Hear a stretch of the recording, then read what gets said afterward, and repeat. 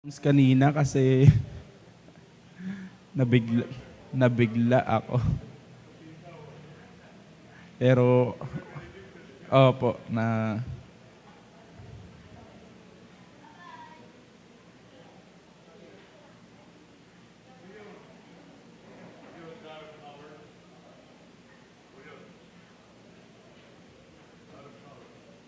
Amen.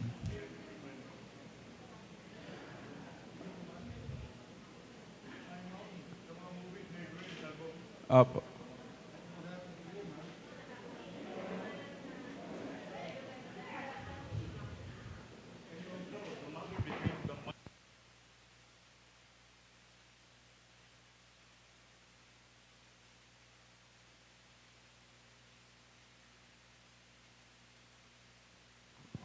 Okay po, upo na po tayong lahat dito. At kung pwede nyo pong i-occupy yung space sa unahan, mas okay po iyon para mas madali po tayong magkausap-usap.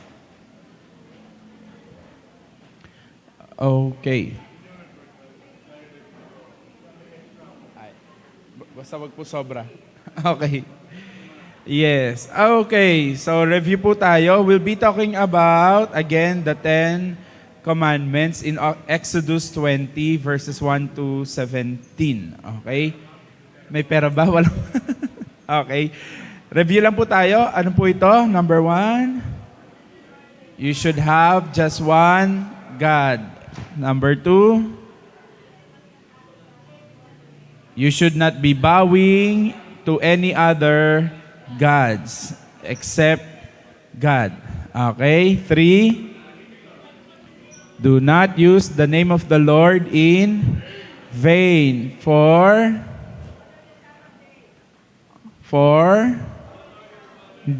hindi pa po yun for. Ito po yung for. Honor and observe the Sabbath. 5, honor your father and your mother so that you'll live long. 6, you should not kill. Okay, thou shalt not kill. 7, okay, do not commit adultery. Marriage is just 2, not 5. Okay. 8,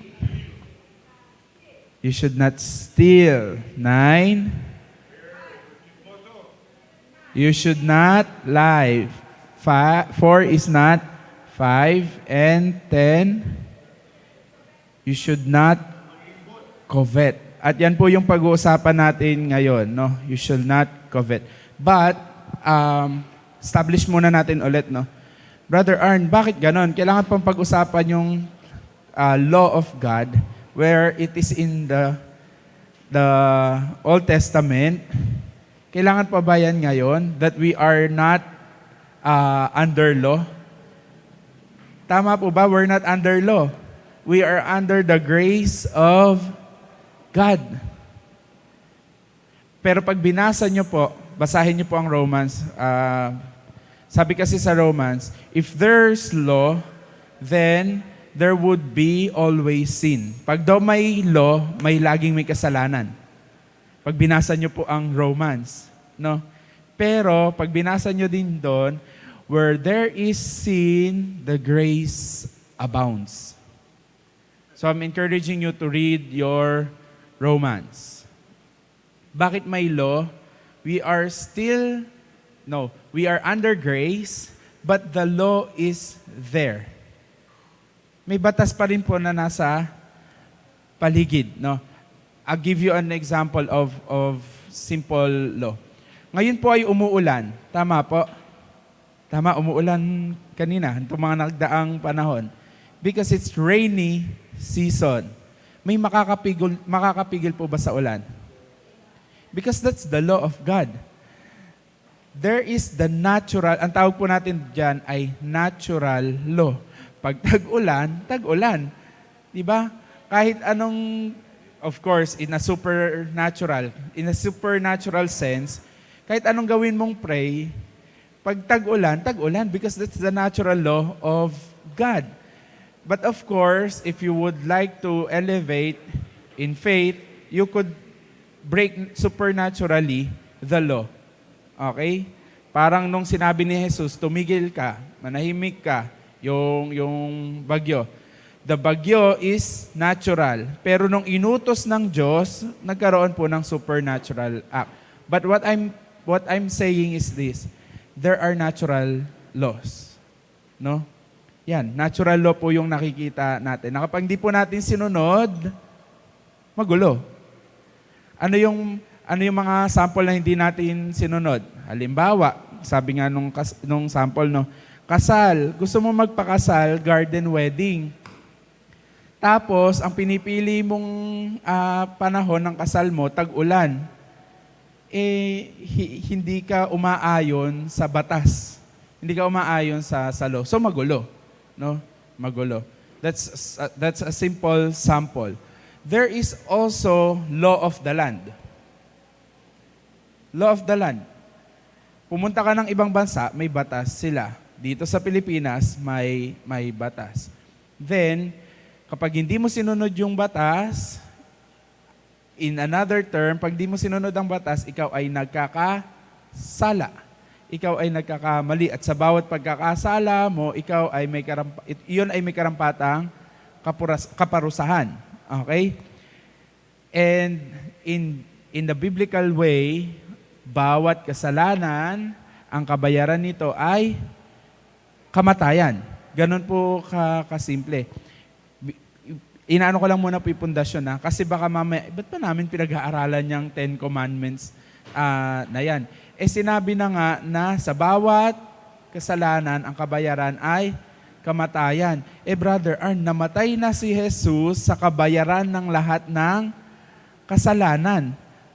So wala nang kaparusahan. Tama po? Tama naman yun, no? In a spiritual sense. Pero mga kapatid, we are still living in a physical sense, no? In a physical dimension, in a physical realm. Kaya po, uulitin natin, kailangan natin tong pag-aralan. And here's the thing. Sabi ng Romans, I'm really encouraging you, read your Romans. No, because Romans is talking about your faith and the grace of God. Pero sinabi din sa Romans, sabi, so ibig sabihin, pag ba ako ay living in grace, pwede ko nang gawin lahat? Sabi ng Romans, by all means, no. By all means, no. Hindi ibig sabihin that you are justified, that the grace abounds. It means that you can sin. Hindi. Kabaliktaran nga yun eh. When you were justified, again and again, I am really telling you, read your Romans. Read your Romans. Doon nga yun, kabaliktaran nga yun. Sabi, nung na-justify ka, all the more that grace that can transform, dapat nakikita yon in your work. Sa gawa mo. That's why if you will read naman si James, si Santiago, sabi niya, tara, pakita mo sa akin yung faith mo. Sorry, I don't have the verses because in my heart, I know, sana alam niyo po lahat ng sinasabi kong verse. If not, basahin niyo po, baka kasi mali yung mga nare-recall kong verse. But I'm sure it's in James. Sabi po sa James, sige, sabihin mo, you have faith. But I'll show you my faith by my work. Because without work, faith is dead. No? Hindi po ibig sabihin naman nun, wag nating baliktarin. Kasi ganito nangyaring kabaliktaran naman. Gagawa ako so that I can avail the grace. Mali. The grace is availed. Na-avail mo nga ang grace kasi hindi mo deserve. No? At dahil hindi mo deserve, at dahil naramdaman mo yung grace ni God through His love, na matatransform ka na yung dating ikaw, ayaw mo na nun. Yung lasa ng kasalanan, ay hindi na yan, ayoko na yan, hindi ko na yan gagawin. Are we getting the point, no? Kaya po natin to pag-aaralan because this is still happening in us. And we want our life, Christian life, doon na natin ilagay, Christian life, o dapat sa pagiging buhay, anak ng Diyos, maayos tayo. Una, tayo, those who belong in the family of Christ, of God, dapat ayos yung ating samahan. Okay? Paanong ayos? Syempre, dapat may sinusunod iyan. No?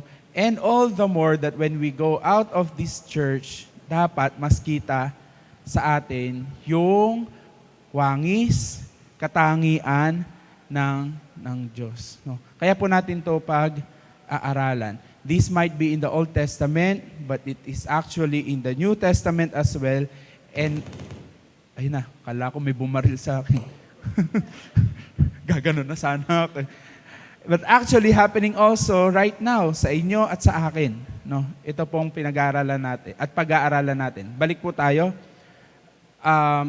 Sila po ay umalis from slavery. May kanya-kanya po silang mindset, but generally their mindset is alipin. At kapag alipin ka, ang mindset mo madalas ay biktima ka. Madalas kapag alipin ka, inferior ka. Ganon po yung mindset. Parang lagi kang kawawa, lagi kang api. Ganon po yung mindset nila. So wag niyo pong aalisin yon every time na pag-aaralan po natin itong Ten Commandments. Kasi doon po huhugot, bakit ba ganon? Bakit ba to sinabi? No? But again, dapat po na ito ay makita sa atin. When I say dapat, hindi naman po ito pinipilit. I mean, we need to work it out. Bakit? The Bible is very clear. Work out your salvation. Wino-work out po ang salvation, mga kapatid. Hindi po porkit natapos po na na-justify tayo, ayun na po yun. That's why the next process to that is sanctification, and that's the way we work out our salvation. Hindi po pwedeng hindi. No, hindi pwedeng, ganito na talaga ako, eto na ako, nung nakilala nyo na ako, eto na ako. Hindi pwedeng ganon. Dapat ang nakikilala na sa atin ay yung kinikilala nating Diyos. With fear and trembling. Yes. Amen. Okay. Working out your salvation, I would like to encourage you. When we work out our salvation, we work it with the Savior. Ulitin ko. When we work out our salvation, we work it out with the Savior. Hindi po natin magiging gawa yun.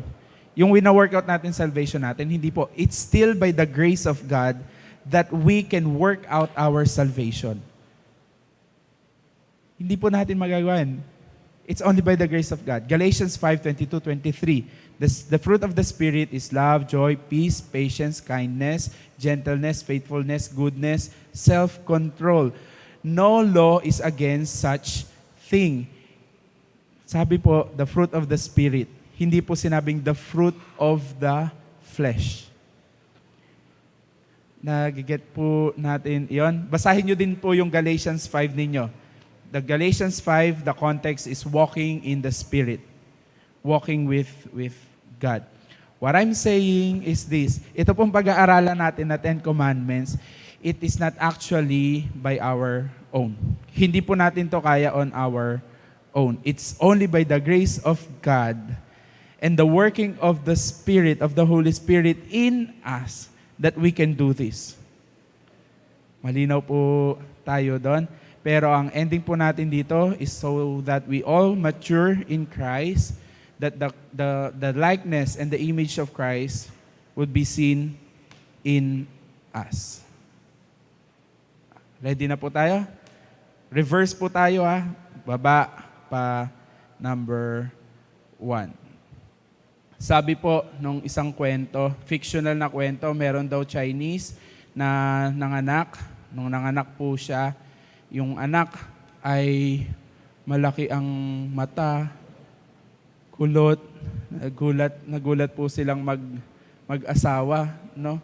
Pero sa kabutihang ng loob nung tatay, binigyan pa rin po ng pangalan, Chinese na pangalan, yung anak nila. At ang pangalan po ay Something Wong. So, ang tagal nag-buffer, no? Ano daw yung pangalan? Ang pangalan po, Chinese na pangalan, Something Wong.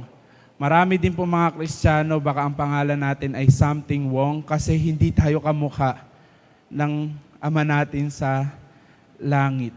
Kaya po, sabay-sabay po tayong lumakad with the Lord para po hindi masabi, ay, pangalan mo ba ay Something Wong? Father, we thank you. We thank you that we can go back to your words. We thank you that you are our God. Thank you that you are the God who is the God who loves us. That you want everything in our lives to be good. But God, there are moments, there are situations ng buhay namin that are not good because we decided on it. So God, will you please teach us? Give us wisdom. Give us wisdom on how to put your words into life sa buhay namin. That yung buhay namin ay makakaapekto din ng buhay ng ibang tao.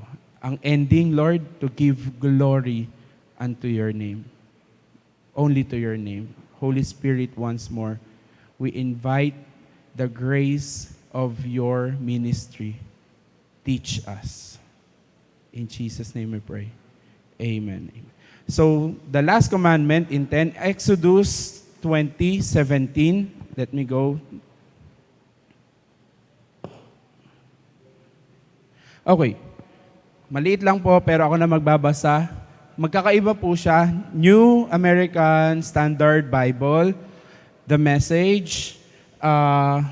What's this? The Living Bible, yung TLB. No?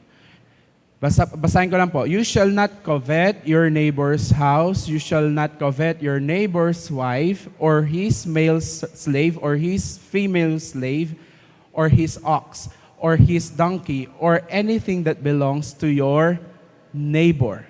Okay? Anything that belongs to your neighbor. Exodus, the Message. No lusting after your neighbor's house, or wife, or servant, or maid, or ox, or donkey. Don't set your heart on anything that is your neighbor's. TLB, you must not be envious of your neighbor's house, or want to sleep with his wife, or want to own his slaves, oxen, donkeys, or anything else he has. Makikita rin po natin yan in Deuteronomy 5:21. Magkakaibang version, but I want you to get different synonym words or synonymous words. No? Sabi, in the almost original context, paano na ng King James, you shall not covet. Okay? Covet. In Exodus, no lusting. Okay? Ano po yung factory of sin? Tatlo. The lust of the eyes, the lust of the flesh, and the pride of life. Tatlo. At yan po din yung sinabi, no lusting. Huwag mong pagnasaan. Okay? No lusting. And sabi dyan, you must not be envious. Envious.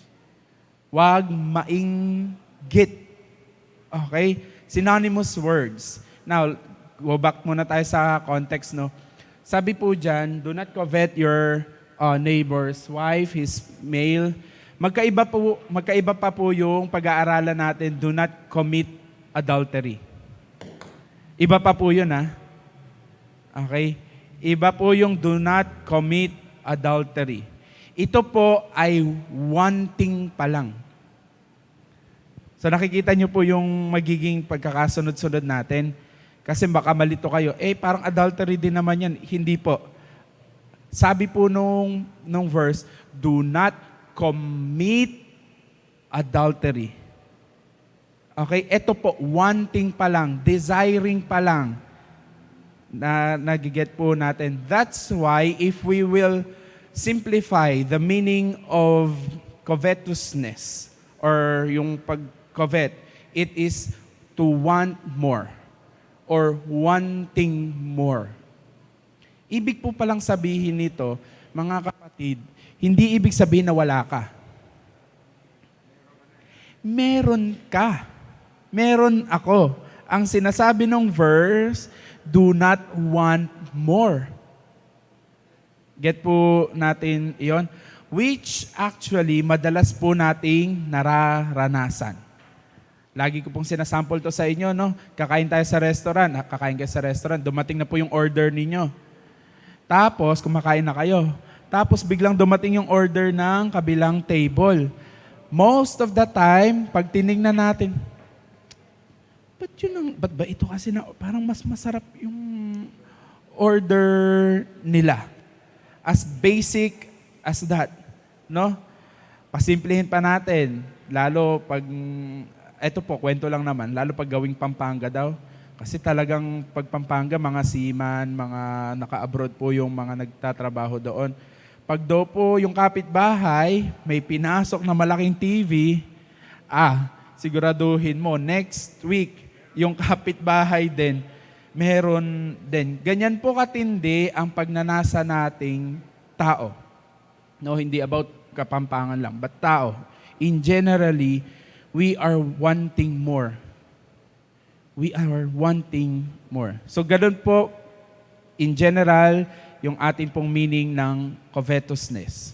Wanting more. Kaya po hindi sinabi dyan na walang asawa. Meron. Pero, parang mas sexy yung kapitbahay namin. Parang mas maskulado yung, di ba? May asawa ka, pero nakita mo, may asawa yung iba, and you think, and you want yung asawa ng iba. Again, hindi pa po nagko-commit ha, wanting pa lang po. Wanting. Hindi din ibig sabihin na wala, by the way, context ulit, bakit po kasama yung slave, female slave, oxen? Noon po, para masabi kang mayaman, lahat po kasi ay pati slave. Pag may slave ka, katulong ka, mayaman ka. Kasi po nabibili po iyon. No? Parang ngayon din naman, pag may kasambahay ka, by the way, huwag niyo pong sa batas, hindi po sila tinatawag na katulong ha. Kasambahay po. Batas po yun ha. Batas. Huwag niyo po silang tatawaging katulong. Okay, kasambahay po ang tawag sa kanila. Para din pong pipi. Huwag din po kayong tatawag ng pipi. Kung maki-critical technical, bawal pong tinatawag na pipi ang bawal po. Sila po ay deaf and mute. Deaf and mute. Ito po ang sign language nila. Deaf and mute. Although, brother, hindi naman nila maririnig. Hindi po sila, pero hindi po sila pwedeng tawaging pipi. Ganun po kaano ang batas, no? So, anyway nga, hindi naman po kayo maririnig. Hindi po kayo maririnig, pero pag po may kasama na speaking, okay po, at least be aware. Ganyan po ang mangyari kapag po hindi tayo aware sa batas. Lagi po mga kapatid, ignorance of the law, excuses no one. Hindi po natin pwedeng sabihin, hindi ko naman alam yan. Hindi po pwede. Kaya nga, all the more na dapat nga, mas okay na alamin mo. Basahin mo. Kaya po tayo nag-aaral nito. Hindi ko naman alam yan eh. No?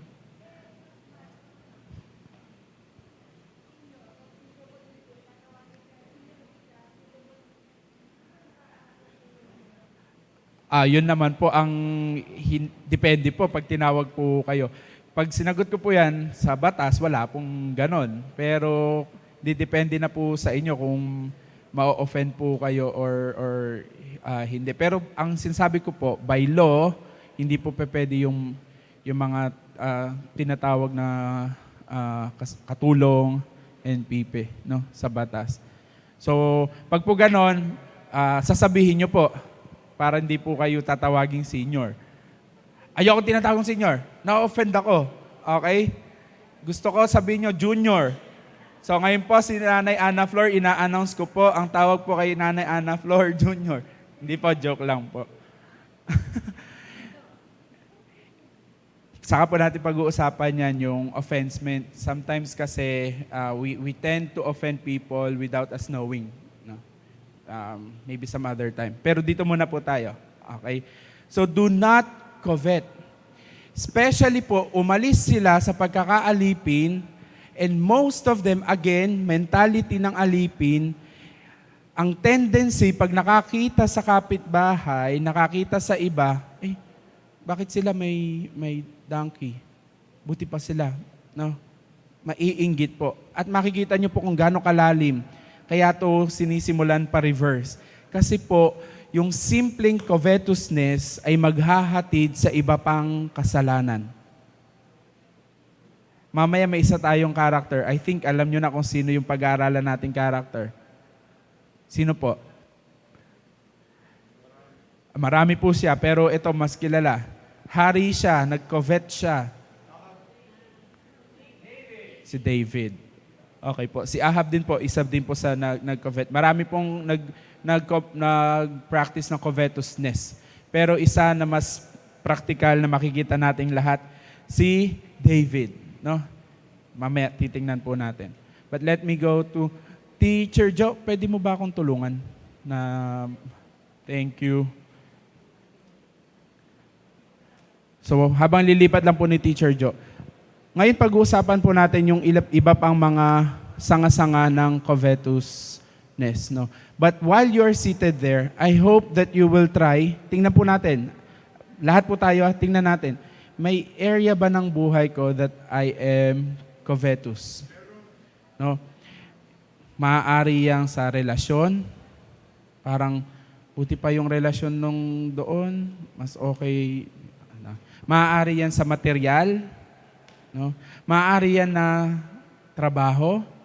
Lalo po ngayon, no, pag FB, pag nakikita mo yung kaklase mo noon, sila meron ng kotse, may ganito na, no? Napakalaki po ng daya ng kaaway ngayon. Napakatindi po ng taktika ng kaaway. Na kapag hindi po natin binantayan ng sarili natin, tayo po ay magfo-fall into covetousness. Okay po? Sige, Teacher Joe. So definition, sinabi ko na po yan sa inyo. Then it is also in the biblical Ten Commandments and other scriptures. Pag po binasa natin, yung Colossians 3:5, Ephesians 5:5, 1 Timothy 6:9-10, and 5:6, makikita nyo po lahat dyan, meron pong isang in general. Pero basahin nyo po sana basahin ninyo. Hindi ko na nilagay. One of which is idolatry. When we have that covetousness spirit, okay, in us, we are also idolizing in other sense yung kinokovet natin. Okay? Ay, ito gusto ko. Kaya po magkakasama yan. Pero ang term na meron talaga doon sa mga verse na yon is greed. No? Pag sinabi nating greed, ito ay again, wanting more. Wanting more. Okay? Anong tatak? Ano to, no? Polo, ano to, Kuya Rex? Polo, tiningnan talaga mamahalin no? Ito kasi ano lang to, chain. So, magkano yan? 1,000, 1,500, mga ganon. 1,500. O ito, 150. 150 lang to. Okay lang to eh. 1,500, 150. Parehong damit. Para saan gagamitin? Para takpan yung taba namin. Tama? Parang ganon. Damit. Pare-parehong damit. Okay po. Lugaw ni Aling Maria o ni Ate Mean at lugaw ni Chowking. Pareho pong lugaw. Tama. Alin mas mahal? Yung Chowking. No? Yung Chowking. Pero pag kinain nyo po, lahat pupunta rin sa tiyan po natin. Pare-pareho. Tama po. Tama po. no?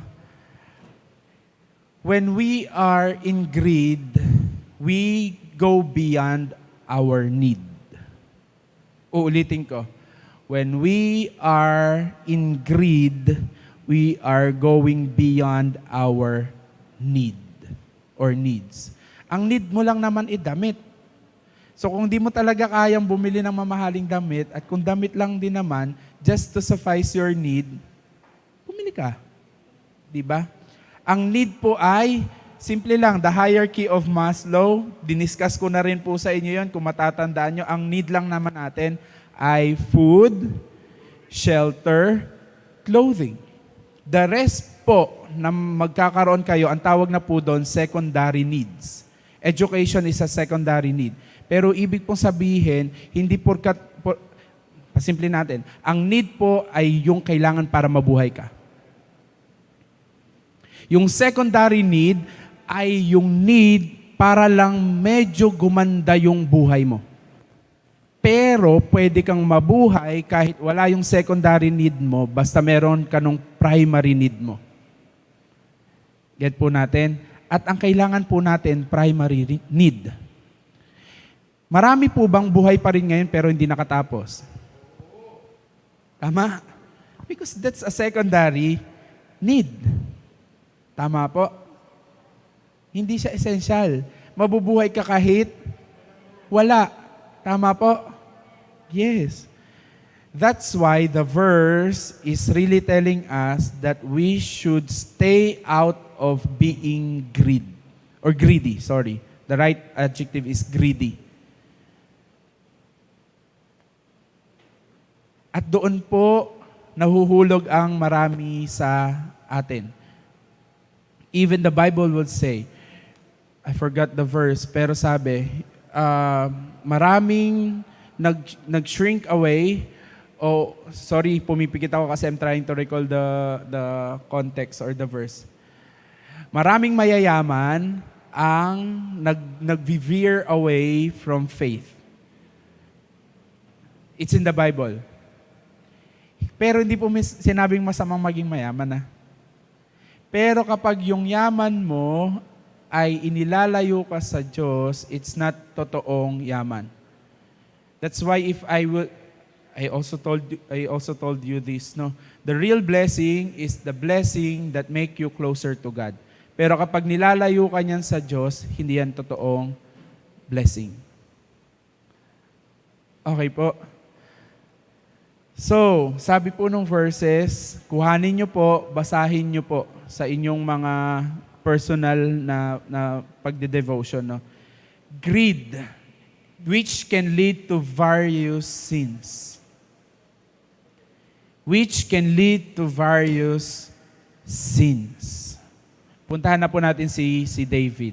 Si David po, siya po ay nag-covet, no? Nagnasa pa lang. That led David to actually lying, pagsisinungaling, murdering, no? Murder, or magkaiba kasi yung killing and murdering. Yung murder, it's planned. No? So aralin nyo din po yun. Magkakaiba pa pala yun. Opo, in technical and sa batas, magkaiba po si killing and si murder. Okay? Saka natin pag-usapan yun. No? So, nagnasa lang po siya, nagnasa to the point na nagsinungaling, pumatay, and commit adultery. Ilan po sa mga naging resulta ng pagnanasa ni David. Kaya nga, mga kapatid, kailangan natin mag-ingat dito. Kailangan natin mag-ingat to the point that this world is offering so much. Tingnan niyo po yung galaw ng mundo. Talagang, i-desire ka to want more, to wanting more. Balikan natin ang Genesis. Pasimplihin pa natin. Sa Genesis, sabi, magiging kamukha mo ang Diyos. Wanting more, na nakalimutan nila that they are created in the image and likeness of of God. That's the tactic of covetousness. Yung bulagin ka sa mga bagay na meron ka na. Ulitin ko, covetousness will make you blind, bubulagin ka na para bang wala ka. Ulitin ko na parang wala ka. Pero ang totoo, meron ka. Meron, pero hindi mo makita kasi nga ang nakikita mo yung kabilang table. Ang nakikita mo yung kabilang trabaho.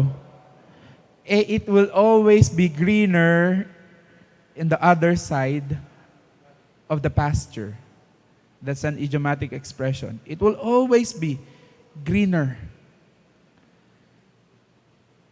Na para bang wala ka. Naranasan nyo na po ba o nasabi nyo na po ba to? Wala nga akong pera eh. Umamin kayo. Natawa yung iba sa inyo. No? Nasabi na ba natin sa buhay natin na to na wala nga akong pera eh. Lalo kapag may umutang sa'yo. Wala nga akong pera eh. Pero ang totoo, nagsinungaling tayo. Imposibleng kahit piso wala ka. Tama ba? Imposible yun. Ang tao, kahit piso, wala. At kung wala ka man talaga nung perang-pera, no, meron kang pwedeng gawing pera. Yung skill mo, yung damit mo, benta mo, pwedeng gawing pera. In that simple statement, makikita natin na tayo mismo nadadaya ng mundo. Tayo mismo nakakalimutan nating meron naman tayo. Ito pang pinakamatinding statement. Walang-wala nga ako eh. Grabe katindi nung statement na yun na walang-wala nga ako eh. Kasinungalingan po ng tao ay masabi niyang walang-wala nga ako. Dahil bawat tao, for sure, meron. Meron, pero hindi lang na makita dahil, nakikita yung iba. Nakikita yung iba. One more form of covetousness is comparison. Another form of covetousness is comparison. Pag sinimulan mo nang ikumpara kung anong meron ka sa iba, ang tendency mo na magnasa. Meron bang magandang, kasi di ba merong mga tinatawag na holy inggit eka, holy envy. May ganun ba? May ganun ba? Wala po sa Bible ng holy envy, no? Pag envy ay envy, no? Unholy po siya. Hindi, pag sinabi ko namang gusto kong katulad niya, ang daming alam na verse, very spiritual, kaya holy envy tong nararamdaman ko. Hindi pa rin po totoo yun. Still, it's envy. No? Still, it's an envy. Para naman sa maganda yun eh. No? Maganda siya, pero you are still comparing yourself. Buti pa siya, ang dami niyang spiritually, parang ang mature niya. Pag ganun po nangyari, sinisimula na po nating sirain yung sarili natin. We down ourselves, no? Pero kung gagamitin mo siya to really edify yourself, that's good. Pero kailangan po mag-ingat kasi still envy pa rin po siya. Inggit pa rin po siya. Maliwanag po tayo doon. So, another form of covetousness is when you compare. Di ba kanina sabi ni Pastor Red, mga kabataan, pag meron kayong baon, tapos yung baon nyo, mas masarap yung baon ng iba, ang tendency nyo, mainggit. At pag nainggit kayo, hindi nyo nakakainin baon nyo, magdadabog kayo. Yung talagang comparison will lead to more sins, various sins.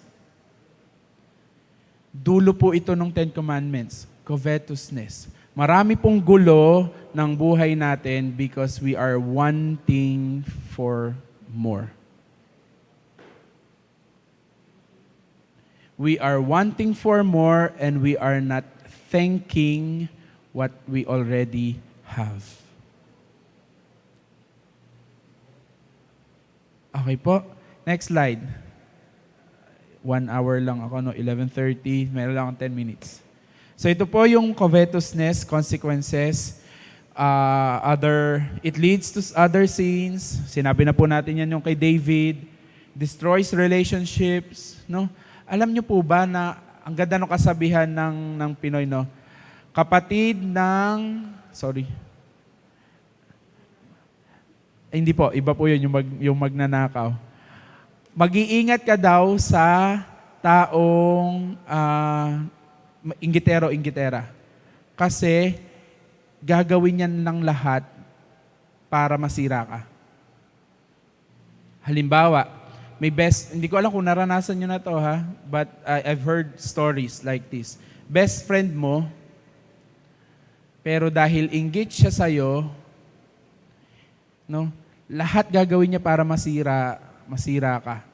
And you've heard a lot of stories. Best friend mo, pero yung best friend mo, inagaw yung jowa mo. Just because of inggit. To the point na yung inggit na yon, kayang pumatay. Kayang pumatay. Kaya nga po yung relasyon, it destroys relationships. Kaya pong pumatay ng inggit. Kaya po, ingat-ingat tayo. Tayo mismo, bantayan sarili na maging inggit. Pero mag-ingat din po sa mga sinasamahan natin na naiinggit sa atin. Ingat po, medyo dumistansya po tayo doon kasi gagawin po lahat ng taong yan para po patayin tayo. Hindi natin magagawa yung gusto natin o yung magandang plano ng Diyos sa atin. Kaya ko po sinabi yon, the Bible is clear. Alam nyo bang inggit na inggit ang demonyo sa atin? Diba? Inggit na inggit ang demonyo sa atin. Kaya nga niya gusto tayong nakawan, patayin, at sirain. Dahil inggit na inggit siya sa buhay na mayroon tayo na binigay ng Panginoong Hesukristo doon sa krus ng Kalbaryo. Kaya po sinabi kong mag-iingat kayo sa mga taong naiinggit sa inyo. Because the enemy can use and might use people to destroy you, the plan of God in you. Pero walang makakasira ng plano ng Diyos sa buhay mo. I'm sure of that. Wala pong makakasira ng plano ng Diyos sa buhay mo. Malibang ikaw mismo ang ayaw mo nung plano na yon ng Diyos para sa'yo. Okay po? So, diverts focus from God. So, imbes na nakafocus ka sa Diyos, ito po yung sinasabi sa inyo, imbes na nakafocus ka sa Diyos, nakafocus ka ngayon dun sa, gusto kong magka-TV, gusto kong magkaroon ng katulad nung sa kanya, kaya po siya nagiging form of idolatry. Naget na po natin yon. Ayan nga po, can lead to idolatry. So, ang lalim, no? Ang lalim nung do not covet, na minsan hindi nilalalim ng buhay Kristiyano kasi hindi na pag-aaralan. Kasi Old Testament naman na yan eh. 10 Commandments naman yan, hindi na yan dapat pag-aralan. But if you will put it into practice in Christian life, dapat nakikita yon sa atin. The fruit of the Spirit is love, joy, peace. Kapag ba nagko-covet ka, you're wanting more, may joy ka? Wala. May peace ka? Wala. Patient ka ba? Hindi. Are you being good and kind and gentle? Hindi. Covetousness is killing our spiritual life.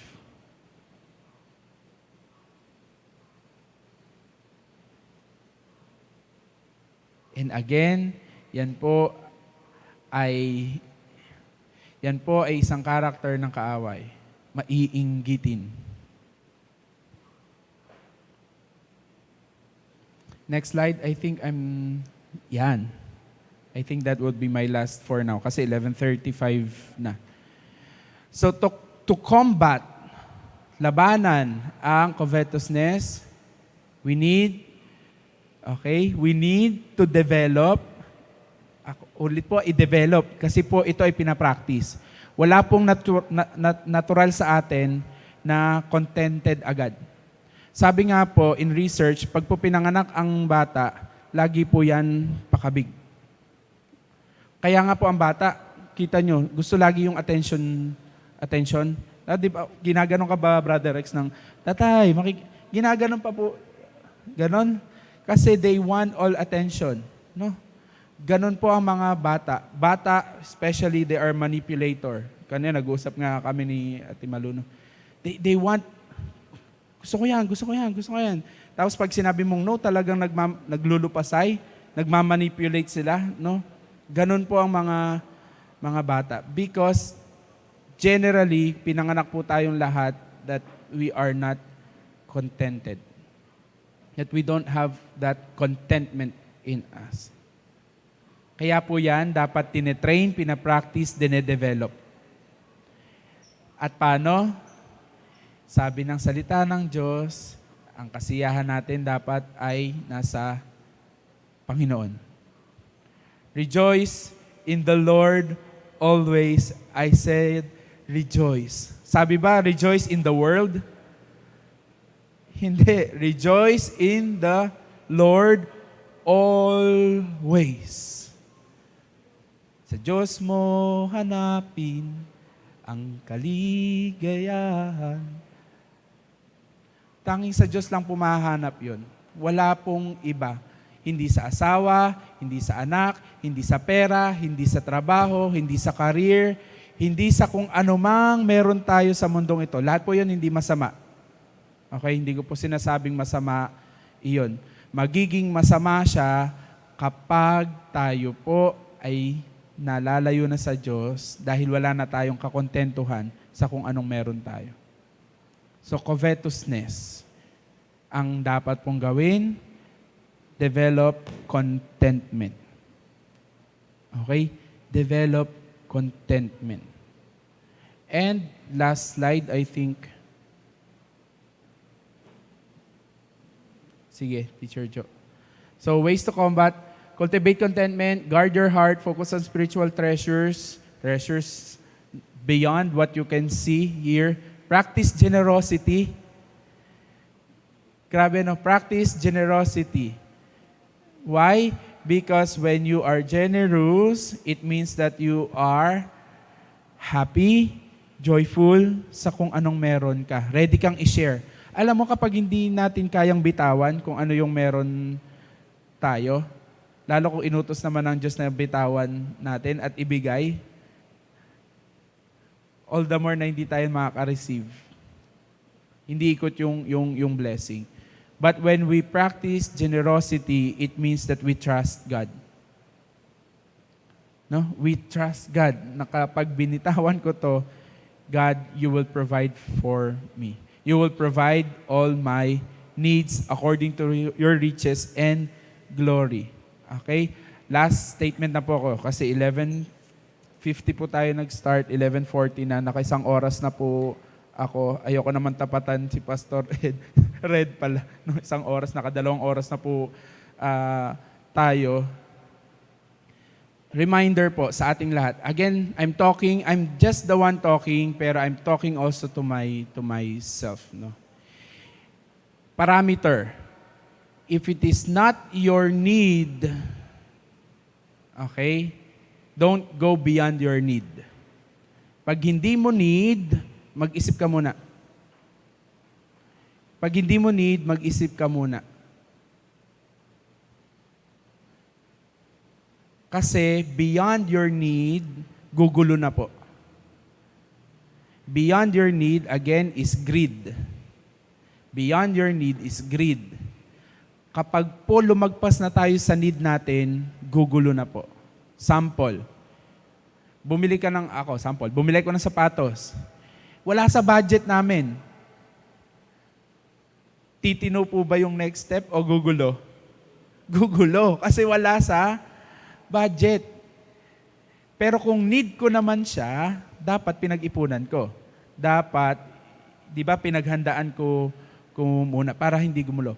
So, isang statement para po makita natin yung sarili natin if we are in the boundary of covetousness. If it is beyond your need, teka muna. Okay? Teka muna. Clear po tayo doon? No, I would like to share pa sana. Pwede pa po ba kayo hanggang sagarin ko na ng isang oras? Pwede pa? Okay. 1 Corinthians 10:23, if I'm not mistaken. Pero sabi po doon, everything is permissible but not everything is beneficial. Everything is permissible but not everything is good for building up. Sabi po ng 1 Corinthians 10:23. Pakitingnan niyo po kung tama ako ng tanda ng verse. No, baka nagkamali ako. But I'm sure may ganun pong verse sa Bible. Everything is permissible but not everything is beneficial. Everything is permissible but not everything is good for building up. Ang konteksto po nung verses na yan is actually kakain ng may dugo or ano, iba pong konteksto yung nandoon pag binasa niyo po siya. But I want you I want to share this with you para po makita natin if we are in greed or in need. Okay? If we are in need or we are in greed. Pag may kaaway ako, sa totoo, pwede ko namang, kung minura ko, pwede ko din namang murahin. Tama? Tama po? Kung minura ko, pwede ko namang murahin. Correct? Tama po? Okay. Pag ako ay pinisikal, pwede ko ding pisikalin. Okay? That's one. Babalikan ko yung sample na yan. Kapag may on sale sa SM, pwede naman akong bumili. Tama? Tama po? By the way, konting English word lang. Pag po sinabing on sale, dun po yung sale talaga. Okay? On sale po ang tawag doon. Huwag niyo pong sasabihin for sale. Kasi lahat po ng tinda sa SM at anumang department o kung anumang, lahat po yun ay for sale. Pag po may discount na, ang tawag po doon, on sale. Okay po, konting English lang para meron tayong baon-baon na English. Huwag niyo pong sasabihin for sale. Baka tinanong sa sales lady, for sale po ba to? Definitely sasabihin po nung sales lady, opo, for sale po yan. Ang tamang tanong, is this on sale? Ibig sabihin, is this being sold with promo or discount? Clear po tayo doon? O, balik ako sa sample ko. Kung may on sale, kaya ko namang bumili. Tama? Kaya kong bumili. Halimbawa, dito, may kainan. Dami. Pwede ko namang kainin lahat. Di ba? Pwede ko namang kuhanin lahat nung putahe. Tama? Pwede? But those examples that I have given you, maaari ko ngang bilhin yung mga on sale. Pwede kong kainin lahat nung nakahain dyan. Ano po yung una kong sample? No, nakalimutan na. Ayun, sinuntok, minura, pwede ko din gawin yon. But the end question is this, pag ginawa ko ba yon, would it benefit me? And would it benefit other people that it will build them up? Okay? That it will build them up. Anong kinalaman sa covetousness? No? In covetousness, everything is permissible. Pero kung makuha mo man yon, would it benefit you? Balikan po natin yung Bible character natin, sample. Everything is permissible, lalo hari siya. King David, hari siya eh. Everything is permissible, lahat pwedeng gawin, lalo kapag hari ka. But what David did is not beneficial to him and not beneficial in building up other people. And that's covetousness. Kapag hindi po siya beneficial sa atin, kapag po siya ay hindi nakaka-build up ng ibang tao, patayin na po natin siya agad. Hanggat kaya natin. Pag sinabi kong patayin, kasi again, covetousness is starting here. Desiring, wanting for more. Okay? Wanting for more. Balikan ko lang po si 1 Corinthians 10:23. Now, pag sinabing everything is permissible, not beneficial, everything is permissible but not for building up, kung ninyo po yung konteksto, sa dulo kasi nun, doon nyo po mababasa. So, whether you eat or drink, do it for the glory of God. Basahin niyo po. Yun po yung konteksto nun. So, ibig sabihin, pag sinabi kong everything is permissible, but not everything is beneficial. Pag sinabing beneficial, pag ginawa ko ba to, would it glorify God? Because anything that would glorify God definitely would benefit us and would benefit other people. Ulitin ko, anything that would anything that will glorify God, sure ako doon that it will benefit you, me, and will also benefit other people. Kaya ang end tanong, kapag ba ginawa ko to, kapag ito gusto ko, ginawa ko, will it glorify God? Would it benefit me and would it benefit other people? Kapag ba itong covetousness na to ay hindi ko pinatay, would it benefit me and other people?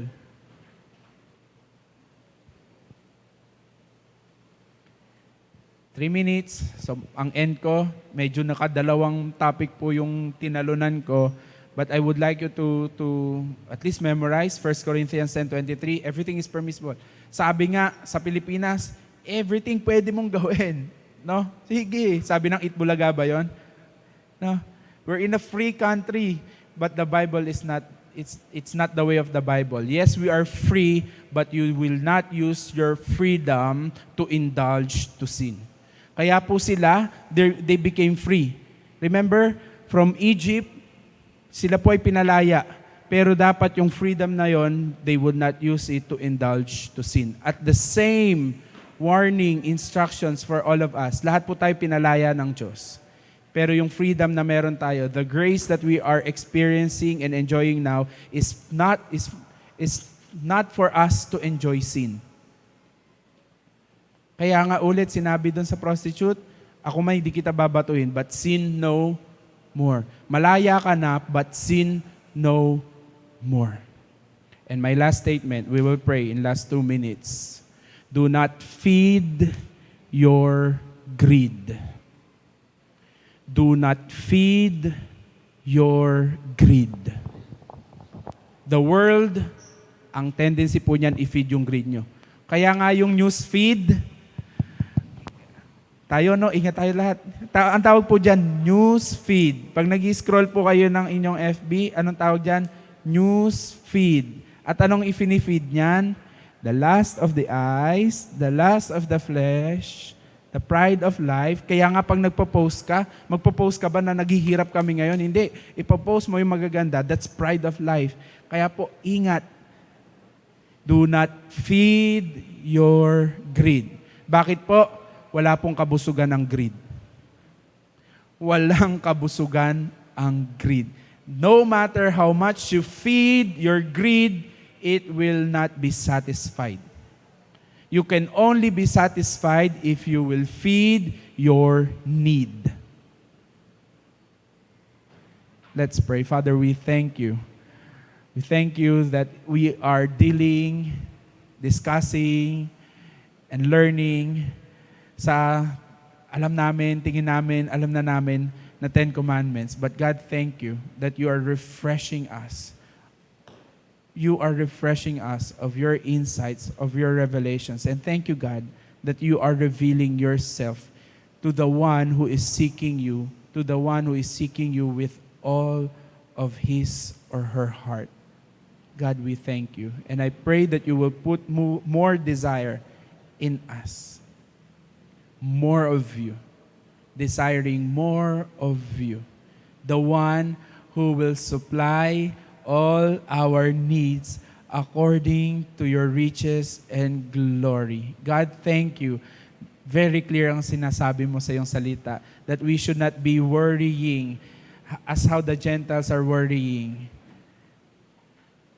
Because you will supply our need. You will supply our needs. God teach us to focus to what really matters. Yun lang need namin. Yung need lang namin, God. Thank you, God, and I pray that you continue to process it sa bawat isa sa amin. As we move to this week, God, teach us to practice and to put it into practice paunti-unti. Paunti-unti, God, that we will kill the spirit of covetousness in us. Maliit man o malaking bagay, yung kinokovet namin, God, I pray that you will teach us.